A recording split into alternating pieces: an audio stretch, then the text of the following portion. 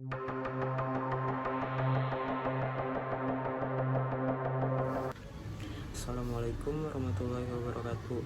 Perkenalkan, nama saya Auzian Ridho Ibatullah dari kelas 2C Ilmu Komunikasi.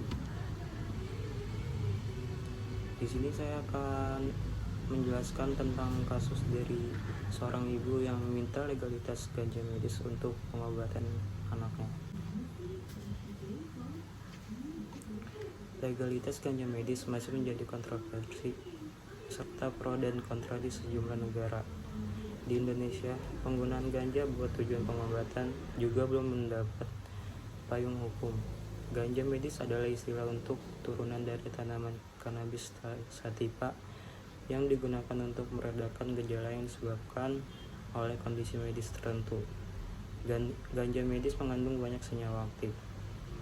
Dilansir dari Mayo Clinic, jenis ganja medis yang paling terkenal adalah Delta 9, yaitu THC dan cannabidiol CBD. THC adalah bahan utama dalam ganja yang membuat orang merasa melayang. Kenapa ganja medis bisa menjadi pengobatan?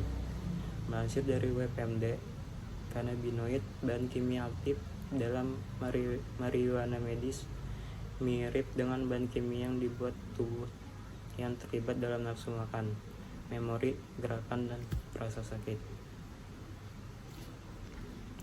Penelitian terbatas menunjukkan cannabinoid mungkin bisa membantu mengurangi kecemasan, peradangan, menghilangkan rasa sakit, mengontrol mual dan muntah yang disebabkan oleh kemoterapi kanker, membunuh sel kanker dan memperlambat pertumbuhan tumor, merelaksasikan otot yang tegang pada orang dengan multiple sclerosis, merangsang nafsu makan, dan meningkatkan berat badan pada penderita kanker dan AIDS. Menanggapi penggunaan ganja medis untuk mengobati penyakit, Pengadilan Konstitusi telah menolak aplikasi tersebut dan masih akan menempatkan ganja medis sebagai narkotika kelas 1. Pengadilan Konstitusi menganggap mereka tidak dalam posisi untuk mengambil keputusan terkait hal ini, karena merupakan kebijakan hukum terbuka dan akan menyerahkan kepada DPR dan pemerintah untuk mengambil keputusan. Gugatan berkelas diajukan 6 orang. Salah satunya adalah seorang ibu yang belakangan ini viral dengan berkeliling bundaran HI untuk mengirim pesan meminta legalisasi ganja medis untuk anaknya yang menderita cerebral palsy. Sebelumnya saya akan menjelaskan tentang apa itu cerebral palsy. Cerebral palsy atau lumpuh otak adalah nama sekelompok kondisi yang mempengaruhi otot dan saraf.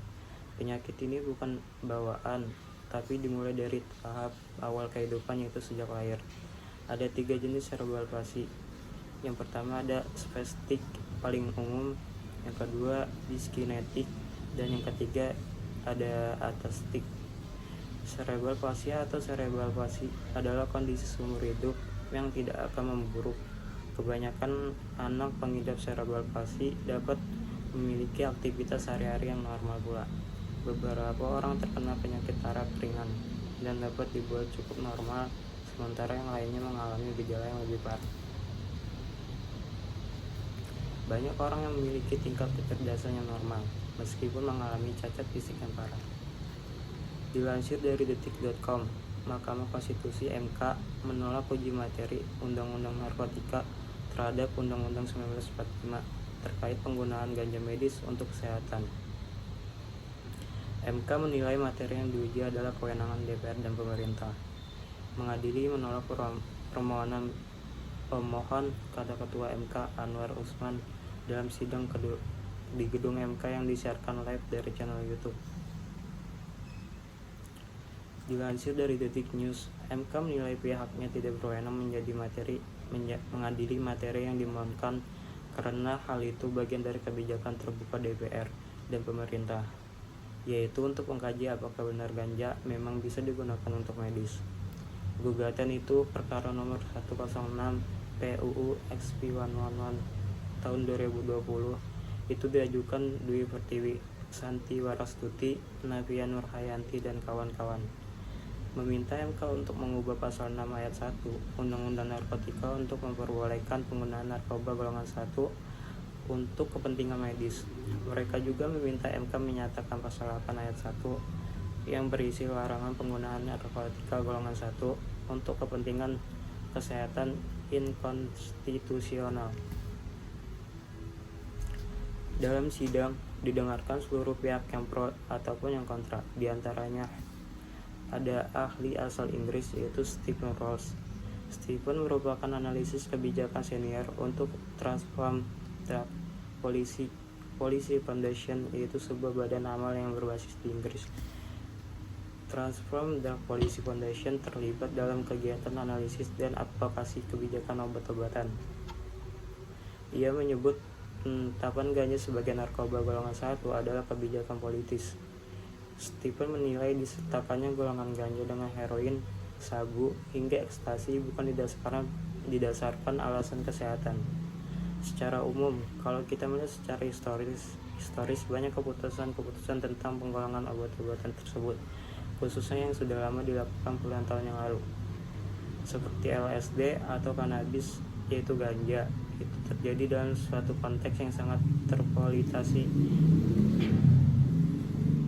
Menurut Dekan Fakultas Hukum FH Unika Atmajaya, Asmin Francisca, Asmin menyatakan setuju